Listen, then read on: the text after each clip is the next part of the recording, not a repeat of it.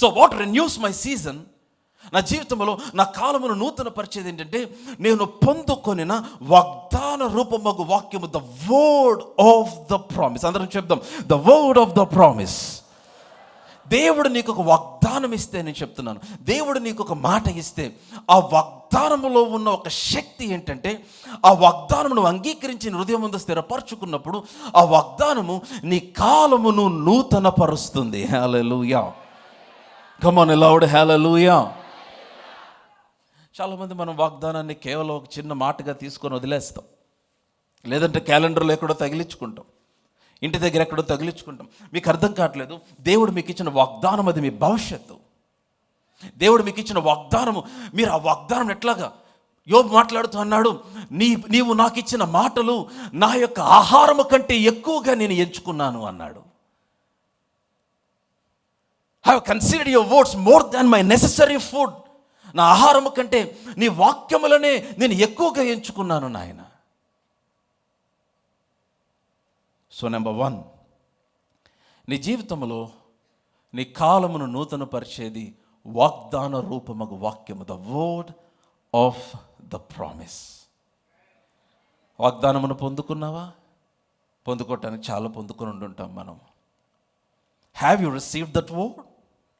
వాక్యముని హృదయంలో స్థిరపరచుకున్న అనుభవంలోనికి వచ్చావా విశ్వాసి?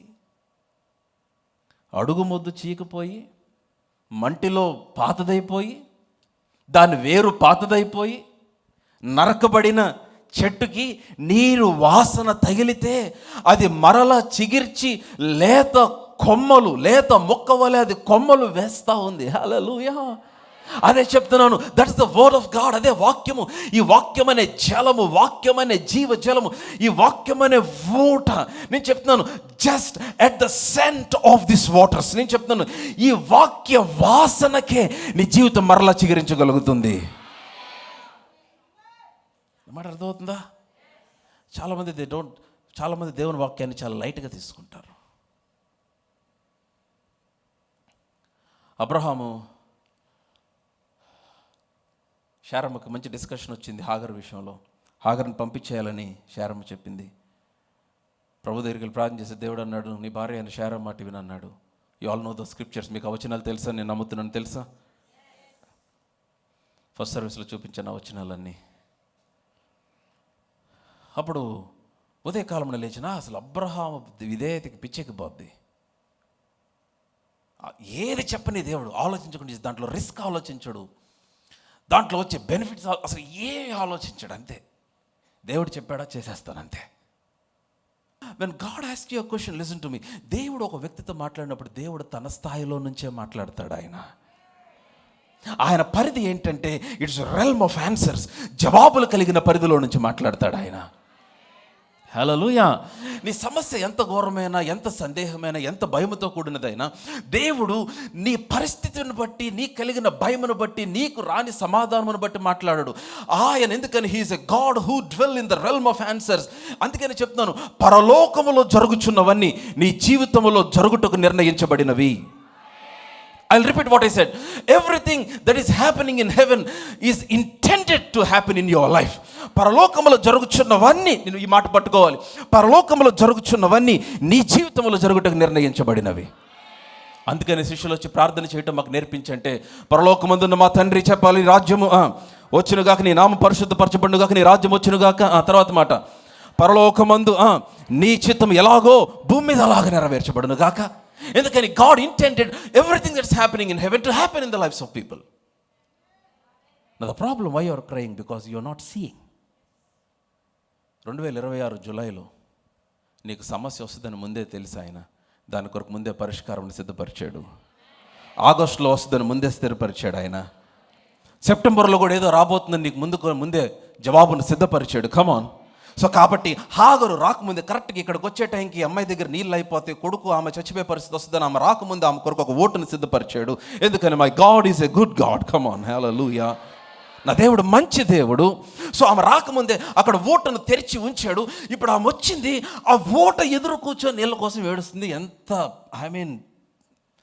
విచారకరమైన పరిస్థితి చూడండి. దేవుడు ఆమె కన్నులు తెరిచాడు. అయితే నాకు భలే బాధ అసలు ఈ వచనం చదివితే. కన్నులు తెరవగానే ఆమె ఏమి చూసింది? Talk to me. నీళ్ళ ఊట చూసింది. నేనైతే అక్కడ గుడారం వేసుకొని ఉండేవాడిని. అంత పెద్ద ఊట దేవుడు అరణ్యంలో ఆమె కొరకు తెరిస్తే అక్కడ ఒక బిజినెస్ స్టార్ట్ చేయాల్సిందా? చుట్టుపక్కల ఊళ్ళన్నిటికీ నీళ్ళు సప్లై చేయాల్సింది. మంచి పేరు పెట్టాల్సింది, ఇస్మాయిల్స్ బ్రూక్ అనో ఏదో ఒకటి పెట్టాల్సింది. కానీ మళ్ళీ బాటిల్ తీసింది ఆ ఊట చూసి. మీ బైబిల్ చదవండి ఇప్పుడు 19వ వచనమా. మరియు దేవుడు ఆమె కన్నులు తెరిచినందున ఆమె నీళ్ళ ఊట చూచి వెళ్ళి ఆ తిత్తిని నీళ్ళతో, అరే నీకు ఓటిస్తే దేవుడు, ఈ తిత్తి బ్యాచ్ భలే డిఫరెంట్ అసలు. వీళ్ళు they don't leave their bottles. When God wants to upgrade, నేను చెప్తాను, when God wants to upgrade you, don't struggle to be common. నేను మరలా చెప్తున్నాను, when God wants to upgrade you, don't struggle to be common. దేవుడు నిన్ను హెచ్చించాలనుకున్నప్పుడు సామాన్యంగా ఉండటానికి నువ్వు ప్రయాసపడద్దు.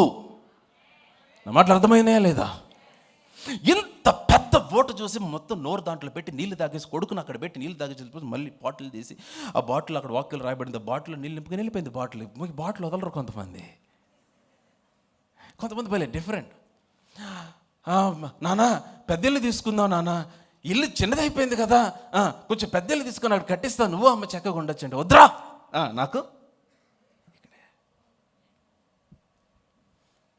కొంతమంది ఉంటారు, వారికి ఏదైనా సౌకర్యవంతమైంది ఇస్తే అసలు ఉండలేరు వాళ్ళు.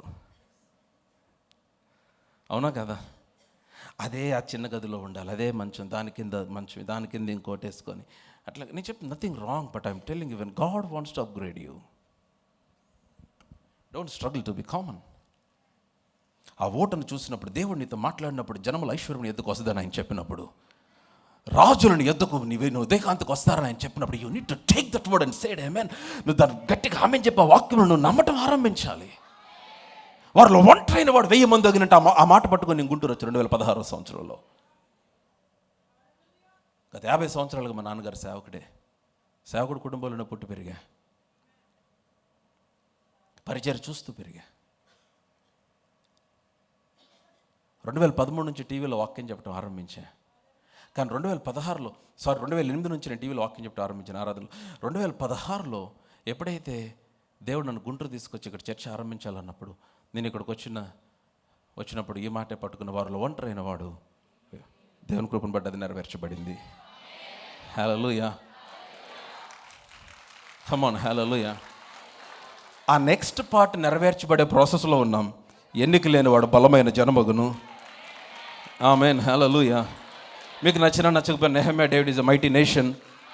నేను ఒక బలమైన జనము. Amen, come on, hallelujah. నమ్మితే నీవు కూడా ఒక బలమైన జనము. నువ్వు ఒక జనాంగమును ప్రభావితం చేయగలిగిన సామర్థ్యంను దేవుడు తన ఆత్మ ద్వారా నీలో ఉంచి ఉన్నాడు ఆయన. Come on, hallelujah. You can impact somebody through your life and through some gift that God has deposited in your spirit. Hallelujah. ఓట చూస్తే ఓటే తీసుకో, మళ్ళీ తిత్తిని తీసుకొని వెళ్ళబాకు. విజయవాడలో నాకు తెలిసిన ఒక ఆయన ఉన్నాడు, ఆయనకు కార్ అంటే భయం. కార్ ఎక్కడు, బస్సు ఎక్కుతాడు, మళ్ళీ అది కూడా మధ్యలో కూర్చుంటే ఏమన్నా అయితే ఫస్ట్ సగం అయిపోతారు, ఈలోపు మనం దిగిపోవచ్చు అని ఆయన ఆలోచన ఏమో తెలియదు నాకు. లేదంటే వెనకాల నుంచి కొట్టినా మధ్యలోకి వచ్చేదాకా కొంచెం టైం పట్టిద్దా నాకు. మధ్యలో ఉండి వస్తే ఏంటి పరిస్థితి నాకు తెలియదు. రాకూడదు. దేవుడు వారిని దీర్ఘాయువు తృప్తిపరచును గాక. ఒకవేళ మనం కారు ఇచ్చిన, ఆయన కారు బస్సు మీద ఎక్కించుకొని తీసుకెళ్ళగలిగిన వ్యక్తి ఆయన. ఎందుకంటే ఆయనకి పెద్ద వెహికలే ఆయన comfortable, bus, car is not comfort. ఎందుకు హాగరు, ఏమొచ్చింది నీకు? నీ ప్రార్థన జవాబు రాలేదని ఏడుస్తున్నావా? సడన్గా పొద్దున్నే లేపిన యజమానుడు పంపించేశాడని ఏడుస్తున్నావా? నువ్వు విత్తనం ఫలించలేదని ఏడుస్తున్నావా? నిర్ణయ కాలం నీ దగ్గరకు వస్తా, నీ కాలము నూతన పరుస్తా. నువ్వు అనుభవించిన దుఃఖము, నువ్వు అనుభవించిన అవమానం, నువ్వు అనుభవించిన ప్రతి ప్రతి డిలే, వాటన్నిటికీ రెట్టింపు నీ కొరకు మరలా చేస్తా నేను. Hallelujah, hallelujah. What you need is just the word of promise. నీకు కావాల్సింది ఏంటంటే వాగ్దాన రూపమగు వాక్యము, అంతే. Number 2, what renews your season. నీ కాలంలో నూతన పరిచేది ఏంటంటే the seed that you sow. నువ్వు విత్తుచున్న విత్తనము.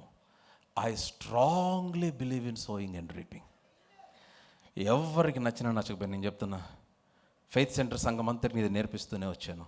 I strongly believe in sowing and reaping. నేను ఇంకా విత్తనాలు కొన్నిటికి ఇంకా నేను పంట చూడాల, కానీ చూస్తా నిశ్చయముగా. హల్లెలూయా. కానీ నాకు నష్టము కలగకుండా దేవుడు తన కార్యమును చేస్తూనే ఉంటాడు. బట్ లిజన్, దేవుడు నీ ఎద్దుకు పరిస్థితిని తీసుకొస్తాడు. ఎలాంటి పరిస్థితి అంటే, విత్తాల్సిన పరిస్థితి, నీవు విత్తలేని పరిస్థితి. నువ్వు విత్తాల్సిన పరిస్థితి కానీ విత్తలేవు. ఇంకా అది ఇచ్చేస్తే అయిపోయింది. కానీ నువ్వు విత్తాలి, కానీ విత్తే పరిస్థితి కాదు. అలాంటి పరిస్థితి ఎప్పుడు వచ్చిందా? నా జీవితంలో చాలాసార్లు వచ్చింది. దేవుడు నాకు ఇచ్చిన కొద్ది అనుభవంలోంచి మాట్లాడుతున్నా. అలాంటి పరిస్థితి నీకు వచ్చినప్పుడు దేవుడు నాకు నేర్పించింది ఏంటో తెలుసా? ఆ పరిస్థితులు దేవుడు నేను పెడితే దాని అర్థం ఏంటంటే, గాడ్ ఈజ్ రిన్యూవింగ్ యువర్ సీజన్. దేవుడు నీ కాలమును నూతన పరుస్తూ ఉన్నాడు. నేను ఒకసారి నా దగ్గర చాలా ఇట్స్ అ డయర్ నీడ్, అంటే ఎంత అవసరతో చెప్పలేను. I need money like anything. చాలా మేజర్, వెరీ హ్యూజ్ పేమెంట్ నా ముందు ఉంది. అయితే నా దగ్గర చాలా కొద్ది ధనం ఉంది. అప్పుడు as I believe in sowing and reaping, ఇప్పుడు పెద్ద టెస్ట్ ఏంటంటే, పరీక్ష ఏంటంటే, ఇప్పుడు ఇది ఇస్తే అసలు ఉన్నది కూడా ఏముండదు. జనరల్గా ఏదైనా ఉంచుకుంటే ఇంకొంచెం యాడ్ చేయొచ్చు మనం పే చేయడానికి. నేను చెప్తున్నాను, అలాంటి స్ట్రగుల్ మీరు ఎదుర్కొంటే దాని అర్థం మీరు చేయాల్సిన పని వెంటనే రిలీజ్ చేసేయండి ఆ సీడ్. ఎందుకంటే there is something that's going to be released over that seed. ఆ విత్తనం ద్వారా ఏదో రిలీజ్ చేస్తాడు దేవుడు. నేను ప్రతిసారి అలా చేసిన ప్రతిసారి దేవుడు నా జీవితంలో కార్యం చేయటం నేను చూసా. అండ్ మీరు కూడా ఈరోజు మార్నింగ్ కూడా ఫస్ట్ సర్వీస్ అయిన తర్వాత నా దగ్గరికి వచ్చి ఒక ఫ్యామిలీ ఇదే టెస్ట్ మనీ చెప్పారు. కౌన్సిలింగ్లో ఐఐటీలో రాదని అనుకున్నప్పుడు ఆ రోజు మిరకల్ సీడ్స్ సండే అనుకున్నారంటే రాలా. Last year miracle seeds Sunday I think 1 week లేట్గా చేసినట్టున్నాం మనం. ఏంటి మాస్టర్ గారు మిరకల్ సీడ్స్ సండే చేయలేదు అనుకుంటాను. ఆ సండే అనౌన్స్ చేసి ఆ next Sunday they sowed the miracle seed. And ఆ సో చేసి ఇంటికి వెళ్ళిన తర్వాత అసలు ఈ బాబుకి కొంచెం ర్యాంక్ అక్కడికి వచ్చే అవకాశం లేకపోయినా, ఇంటికి వెళ్ళగానే వాళ్ళకి వచ్చిన న్యూస్ ఏంటంటే he got seat in IIT. ఈరోజు మార్నింగ్ వచ్చి నాకు సాక్ష్యం చెప్తున్నారు వాళ్ళు. అది అయిపోయిన తర్వాత కంప్లీట్ చేసాడు. ఇప్పుడు కంప్లీట్ చేసి ప్లేస్మెంట్స్. ఇప్పుడు అగైన్ మరలా ఇంకో మిరకల్ సీడ్ సండే వచ్చింది, ఇంకో సంవత్సరం. And again they sowed a miracle seed. Very humble family, I'm telling you.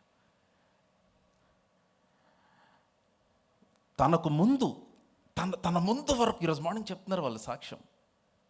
తనకు ముందు వాళ్ళ వరకు వాళ్ళకి ఇచ్చిన ప్యాకేజీకి డబుల్ ప్యాకేజీ తనకు ఆఫర్ చేసి తనకు ప్లేస్మెంట్ కన్ఫర్మ్ అయింది. సో ఈరోజు ప్రార్థన చేయించుకోవటానికి వచ్చాడు. రేపు మార్నింగ్ బెంగళూరు నేను ట్రైనింగ్కి వెళ్తున్నాను, 15 days ట్రైనింగ్. ఆ తర్వాత నాకు ముంబై లొకేషన్లో నాకు పోస్టింగ్ అన్న ప్రార్థన చేయండి. I'm telling you, listen to me. అందుకని సారపతి విధవరాల దగ్గరికి ఏలియా వచ్చినప్పుడు అసలు ఆ స్టోరీ ఎన్నిసార్లు చదివినా నాకు అర్థం కాదు. మీకు ఏమైనా అర్థమైతే నాకు చెప్పండి, తర్వాత ఖచ్చితంగా మీరు చెప్పింది నేను వినను, ఎందుకంటే మీకు కూడా అర్థం కాదు అది. So you're all peanut brains, you can't understand what how God can do. ఏం చేస్తున్నావు? కొన్ని పొలాలు ఎరుకోవటానికి వచ్చాను, ఏం చేస్తావు? కొంచెం పిడికిడు పిండి ఉంది, ఏం చేస్తావు? ఒక రొట్టెని చేసుకుని నేను నా కుమారుడు తిని చచ్చిపోతాం. దైవజనుడు అన్నాడు, అబ్బా ఈ రోజుల్లో ఏలియా ఉండింటే ఎంత ట్రాల్ చేసేవాళ్ళు అతన్ని.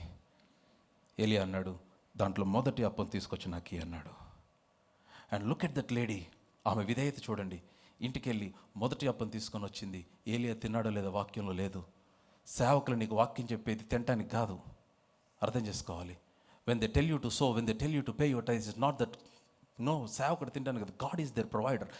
దోతలను పంపించి నిప్పుల మీద కాల్చిన అప్పాలు తీసుకొచ్చి పెట్టారు ఏలియాకి, అవునా కదా? దూతలు ప్రిపేర్ చేసేస్తారు ఏలియాకి కావాలంటే ఫుడ్, వాటర్ కూడా. ఆమె తీసుకొచ్చింది అంతే. ఆయన అన్నాడు, యెహోవా జీవంతోడు నా మాట గాక, నెక్స్ట్ 3 సంవత్సరాలు నీ తొట్టిలో పిండి అయిపోదు, నీ బుడ్డిలో. అసలు నాకు అర్థం కాదు. అందరూ దేశం అంతా కరువులో ఉంటే ఏమా తొట్టిలో నుంచి పిండి వస్తానే ఉంది, ఎక్కడి నుంచి వస్తుంది? మీకు ఏమన్నా అర్థమైతే నాకు చెప్పకండి, చెప్పిన అయినా నేను, ఎందుకంటే అది అర్థం కాదు. ఆ బుడ్డులోంచి నూనె ఎక్కడి నుంచి వస్తుంది? ఆ తొట్టులోంచి నూనె పిండి ఎక్కడి నుంచి వస్తుంది? నేను చెప్తున్నాను, అలాంటి పరిస్థితిలో నువ్వు నిలబడినప్పుడు నేను చెప్తున్నాను, అలాంటి పరిస్థితిని దేవుడు తీసుకొస్తే you should understand it is a sign that God wants to renew your season. నీ కాలం నూతన పరుస్తాడు. అండ్ నెంబర్ 3, నీ కాలం నూతన పరచబడేది ఎట్లాగా? an encounter with the presence of God. దేవుని సన్నిధితో నీ సంధింపు. ఆదికాండం 28వ అధ్యాయం, Genesis 28. ఆదికాండం 28వ అధ్యాయం, Genesis 28 verse 15 వచ్చిన చదువు. ఇదిగో నేను నీకు తోడైయుండి నువ్వు వెళ్ళు ప్రతి స్థలమందును నిన్ను కాపాడుచు ఈ దేశమునకు నిన్ను మరల రప్పించదు. నేను నీతో చెప్పినది నెరవేర్చు వరకు నిన్ను విడువను. God is speaking. వాగ్దానము పొందిన కుటుంబం ఇది. కానీ మోసం చేసి దేవుని సంపాదించుకున్నాడు యాకోబు. వెళ్ళిపోతున్నాడు యాకోబు. దేవుడు మాట్లాడుతున్నాడు రాత్రి, నేను నీతో చెప్పినది నెరవేర్చే వరకు నిన్ను విడువని యాకోబు అన్నాడు. హల్లెలూయా, హల్లెలూయా. యాకోబు యొక్క జీవితం అంతటికి బేతేల్ కేంద్రం అయిపోయింది. అక్కడున్న సడన్గా చూశాడు, నిచ్చెన ఆకాశంలోకి వేయబడింది. దేవదూతలు పైకి కిందకి ఎక్కి దిగుతూ ఉన్నారు. పైన దేవుడైన యెహోవా ఆ నిచ్చెన కొన మీద ఉన్నాడు, మాట్లాడుతూ ఉన్నాడు. ఏం అర్థం కావట్లా. సడన్గా లేచి యాకోబు, యెహోవా ఈ స్థలమందు ఉన్నాడు, నాకు తెలియలేదే. For I did not understand the Lord is in this place. When he had an encounter, వెంటనే అక్కడున్న రాళ్ళలో ఒక దాన్ని తీసి దానిపైన నూనె పోసి దాన్ని స్తంభముగా నిలబెట్టి బేతేల్ అని పేరు పెట్టాడు. అందుకని తర్వాత మామయ్య మోసం చేసినప్పుడు, బామర్దులు మోసం చేసినప్పుడు దేవుడు మాట్లాడన్నాడు, ఇదిగో నువ్వు ఎక్కడైతే నాకు బలిపీఠం కట్టావు అక్కడ లేచి నీ బేతేల దగ్గరికి రా మరలా. ఎందుకని నీ కాలం నూతన పరచబడే స్థలం అదే. హల్లెలూయా. A strong encounter. అందుకని you need to desire the presence of God. దేవుని సన్నిధిని మీరు ఆసక్తితో అపేక్షించాలి. నా మాటలు అర్థమవుతుందా? Spend time in his presence. ఆయన సన్నిధిలో. నేను చెప్తున్నా, ఈ రోజున మీరు ఆ ప్రాంతానికి వెళ్ళి బేతేలని అక్కడికి వెళ్ళి మోకరించే అవసరం లేదు. నీ గది, నీ prayer closet can be your Bethel. నీ ప్రార్థన గది. దేవుని సన్నిధిలోనికి వచ్చి మోకరించిన క్షణమున ఇదిగో నీ కొరకు ఒక నిచ్చెన వేయబడుతుంది. You will begin to see the ministry of angels in your house. నీ పిల్లల జీవితంలో, నీ బిజినెస్లో, నీ కుటుంబ జీవితంలో you will begin to experience the ministry of angels. Hallelujah. A strong encounter. ఎప్పుడైతే యాకోబు దేవుని సన్నిధిని కలుసుకున్నాడో. Number 3, don't forget, what renews your season is an encounter with the presence of God. దేవుని సన్నిధిని కలుసుకో. దేవుని సన్నిధిని కలుసుకున్న అనుభవం, దేవునితో సహవాస అనుభవం. అయా నా పరిస్థితి ఇట్లా ఉంది, నేను పడిపోయాను, నేను వెళ్ళిపోయాను, ఇట్లాగే అయిపోయా. సంసోన్ అదే ప్రార్థన చేస్తున్నాడు. అతను పరిహాసం చేయటకు పైకి తీసుకురమ్మన్నారు శాంసన్ని. సంసోన్ పైకి తీసుకొస్తుంటే అందరు నవ్వుతూ ఉన్నారు. సంసోన్ ప్రార్థన చేస్తున్నాడు, ఈసారి నన్ను బలపరచు, ఈసారి మాత్రమే నన్ను బలపరచు, ఈసారి మాత్రమే నన్ను బలపరచు, నన్ను జ్ఞాపకం చేసుకో. ఏం జరిగింది? దేవుడు సంసోన్ పక్షంగా పనిచేయటం ఆరంభించాడు. నా మాట అర్థమవుతుందా? The word of the promise. మొదటిది చెప్పండి, వాగ్దాన రూపమగు వాక్యము. చెప్పాలి. మొదటిది ఏంటి చెప్పండి? అందరం చెప్దాం. మొదటిది ఏంటి చెప్పండి? వాగ్దాన రూపమగు వాక్యం. రెండవది ఏంటి చెప్పండి? విత్తనమును విత్తుట. చెప్పాలి. రెండవది ఏంటి? Sowing a seed. And number 3, encountering the presence of God. దేవుని సన్నిధిని కలుసుకొనుట, దేవుని సన్నిధిని సంధించుట. నీ కాలం నూతన పరచబడుతుంది. Your season will be renewed. I'm declaring over somebody. మీరు జూన్ ఎక్కడ ఆరంభించారో జూలై అక్కడ ప్రారంభించట్లేదు. నేను రిపీట్ చేస్తున్నా, మీరు జూన్ ఎక్కడ ముగించారో జూలై అక్కడ ఆరంభించట్లేదు. దేవుడు మీకు మరొక కాలమును మీకు అనుగ్రహిస్తూ ఉన్నాడు. ఆయన నీ కాలమును నూతన పరుస్తూ ఉన్నాడు. హల్లెలూయా. I declare over somebody, God is renewing your season. Hallelujah.